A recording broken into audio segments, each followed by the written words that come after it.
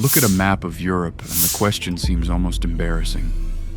Portugal and Spain share the same peninsula. They share the same mountain ranges, the same rivers, the same scorching summers and wet Atlantic winters for centuries. They shared the same Roman roads, the same Moorish mosques, the same plague. So why, when scientists sequence the genomes of people from Lisbon and Barcelona and plot them against the rest of Europe, do those two populations land in measurably different places on the genetic map? Not slightly different. Distinctly, statistically, reproducibly different. Two peoples, one peninsula, two genetic stories. And the deeper you dig, the stranger and more beautiful it gets. To understand what happened here, you have to go back to a time before nations, before languages, before anything we would recognize as civilization. You have to go back to the ice. 20,000 years ago, during the Last Glacial Maximum, the world was locked. Ice sheets buried northern Europe under kilometers of frozen weight. The great plains of what is now France, Germany, and Britain were uninhabitable tundra. The populations of Europe were pushed south, compressed into a handful of refugia, pockets of warmth where humans could survive. One of the most important of those refugia was the western edge of the Iberian Peninsula. The Atlantic coast of what is now Portugal became, in effect, a last resort for a continent's worth of genetic diversity. Hunter-gatherers pressed themselves against that Atlantic shore and waited out the cold for thousands of years. When the ice finally retreated, those survivors didn't simply spread back east in a uniform wave. Some did, but others stayed close to the coast, filtering northward along the Atlantic facade, seeding the populations of what would become Brittany, Ireland, Wales, and the western fringes of Britain. This is why, even today, genetic studies routinely show that people from northern Portugal share haplogroup signatures with populations in western France and the British Isles that they simply do not share with people from Madrid or Valencia. The connection is not cultural, it is not political, it is 20,000 years old, encoded in the Y chromosome and mitochondrial DNA of people who never knew they were related. Portugal grew out of that ancient Atlantic world. It faced the ocean, and the ocean remembered it. Spain, by contrast, was shaped by a different set of doors. The Mediterranean coast of the peninsula was open for business. Phoenician traders founded Cadiz around 1100 BC, one of the oldest, continuously inhabited cities in Western Europe. Greek colonists established Emporion on the Catalan coast. Carthaginian armies marched through, Roman legions followed, each wave arrived from the east, and each left a genetic trace in the populations of the Mediterranean shore. The eastern face of Iberia became a relay station for the ancient world's most active trading networks, and every relay came with people, and people came with DNA. This is the fundamental asymmetry at the heart of the question. Portugal was shaped primarily by what came up from the south and what lingered from the deep past. Spain was shaped by everything, from every direction, but with a consistent eastward pull toward the Mediterranean world. When researchers compare the two populations at the whole genome level, Portugal clusters clearly toward what geneticists call Atlantic Iberian ancestry. Spain, taken as an average, pulls toward a Mediterranean Iberian profile. Same land mass, two different gravitational centers. But we have to be careful here, because Spain is not a single thing genetically, it never was. The Basque country sits in its own category entirely. The Basque people carry a pre-Indo-European genetic signature, the remnant of populations who were in place before the Great Bronze Age. Migrations swept out of the Pontic-Caspian steppe and rewrote the ancestry of most of Europe. The Galicians of the Northwest, who share a language root with Portuguese, are in many ways the closest genetic relatives Portugal has inside Spanish territory. The Catalans of the Northeast show strong affinities with the population of southern France. Andalusia, in the far south, carries its own particular legacy of North African ancestry. Spain is a mosaic, Portugal is something different.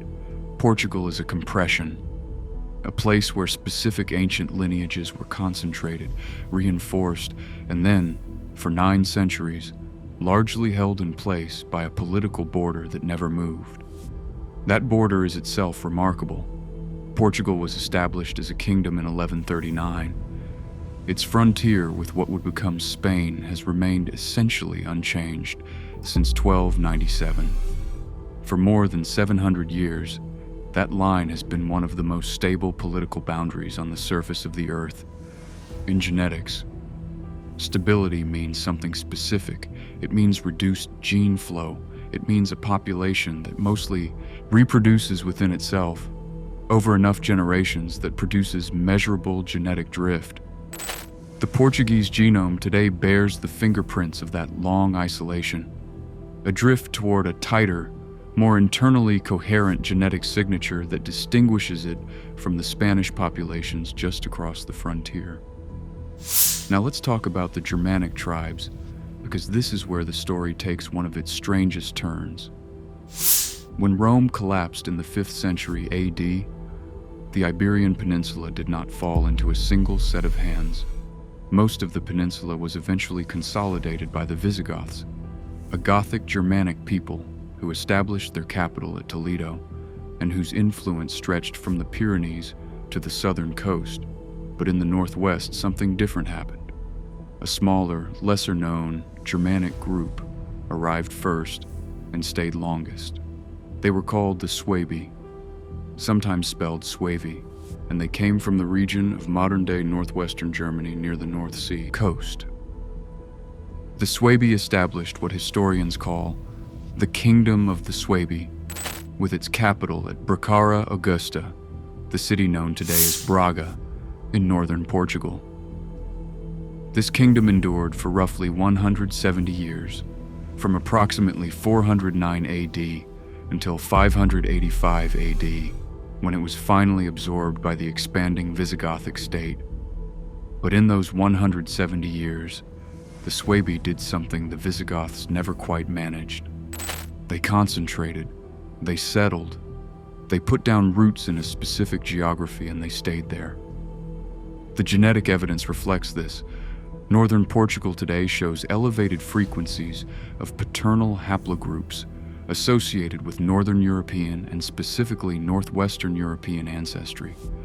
Markers including I1 and variants of R1b associated with Germanic populations appear at frequencies of roughly 5 to 8% in northern Portugal, a level that stands out against the broader peninsular background.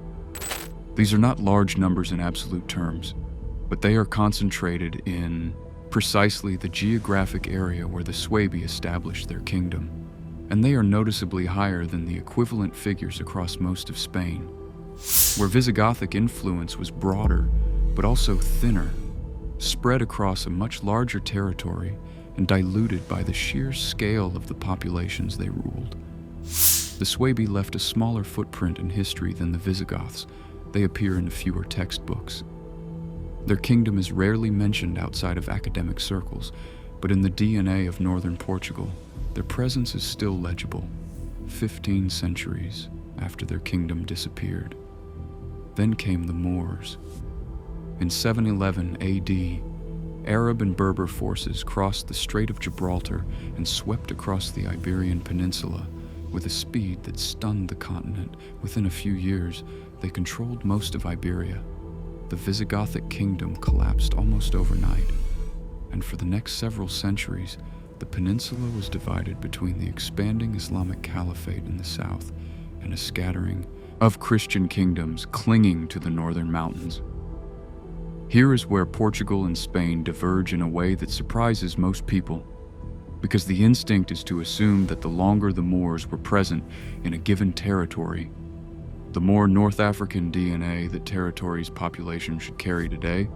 Portugal was under Moorish rule for roughly 5 centuries in its southern regions. Spain, in some areas, for closer to 8, so shouldn't Spain carry more of that legacy? The answer lies not in how long the Moors were present, but in what happened when they left. In Portugal, the Reconquista, the Christian reconquest of Moorish-held territory, proceeded gradually and, by the standards of the age, with a degree of absorption rather than total displacement. As the Portuguese kingdom expanded southward from its northern heartland, the populations it encountered were often integrated rather than expelled.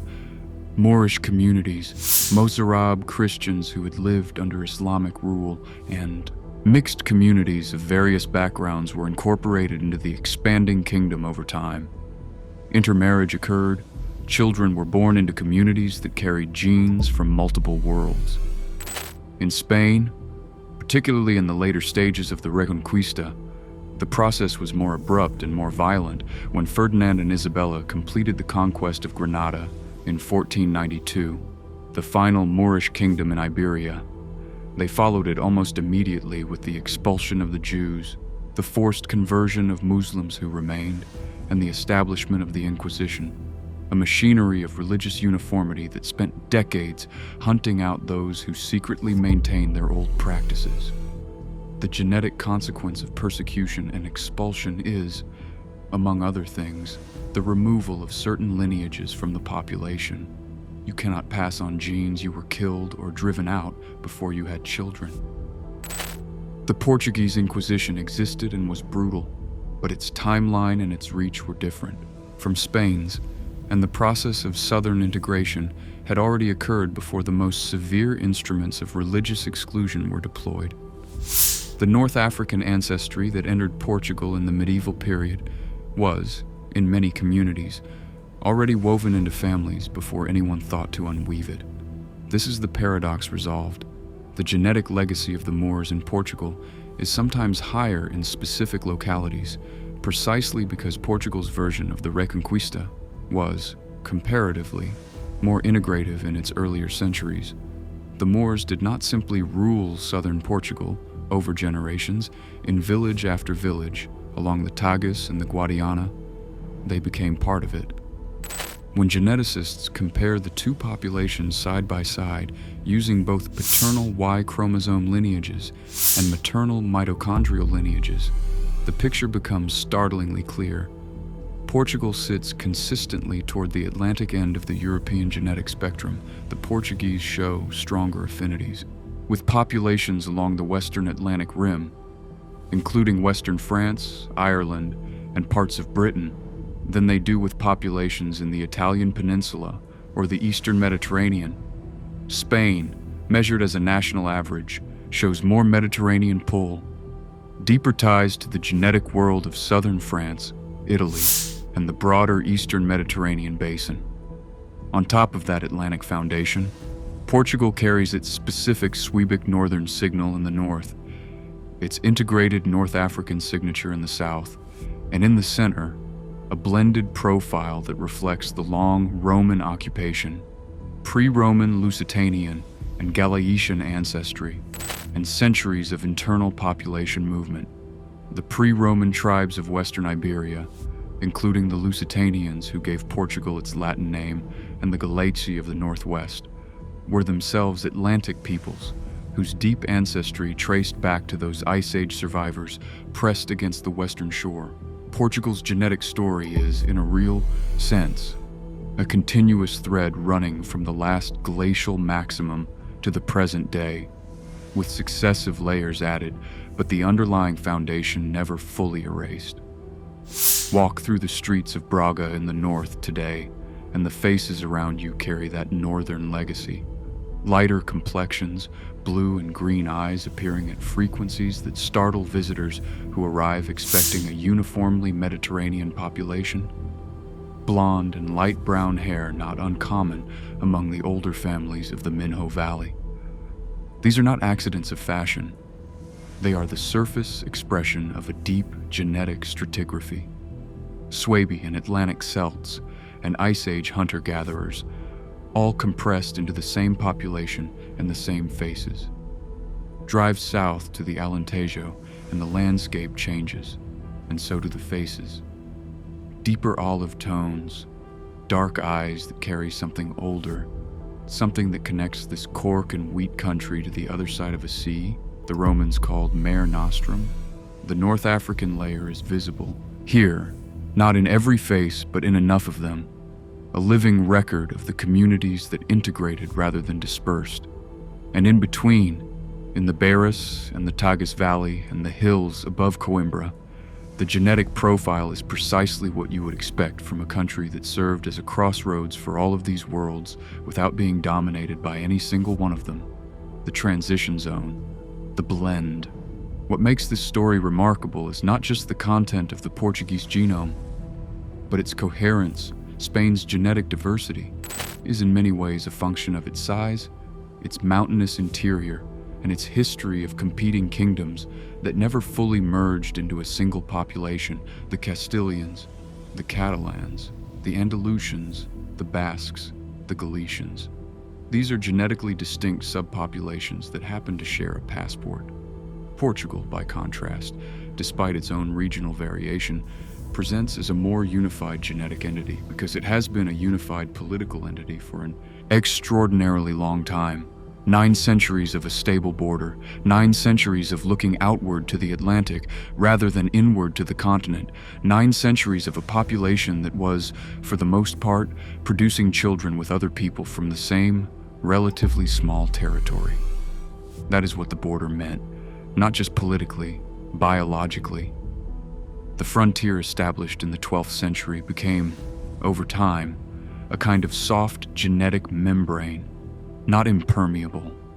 People crossed it constantly, trade flowed, marriages happened. But as a statistical force operating over hundreds of generations, the border shaped the gene pool in ways that are still measurable today. When geneticists plot modern Portuguese and Spanish individuals on a principal component analysis of European ancestry, the two populations form distinct clusters, not wildly separate, not as different as, say, a Finn and a Sardinian, but clearly, consistently, reproducibly distinct. Two peoples on one peninsula, writing different genetic stories in the same shared soil. The Portuguese genome is, in the end, a record of the Atlantic world. It remembers the Ice Age survivors who held on at the edge of the continent. It remembers the long-settled Suebic farmers of the Minho. It remembers the gradual medieval integration of peoples who arrived from across the strait. It remembers 9 centuries of a kingdom that looked west, toward the ocean, toward the horizon, toward the vast blue emptiness that its sailors would one day cross to encounter the rest of the world. Every time a Portuguese person takes a genetic test today and watches their ancestry map light up along the Atlantic coast of Europe, they are seeing all of that at once. Not a number, a story. And every story in that genome is one that the maps, the political ones anyway, were never designed to tell. If this kind of deep history is what you're looking for, we cover it every week. Subscribe, leave a comment telling us which population or mystery you want us to dig into next. And share this with someone who thinks they already know where they come from. Because if this channel has taught us anything, it's that nobody does.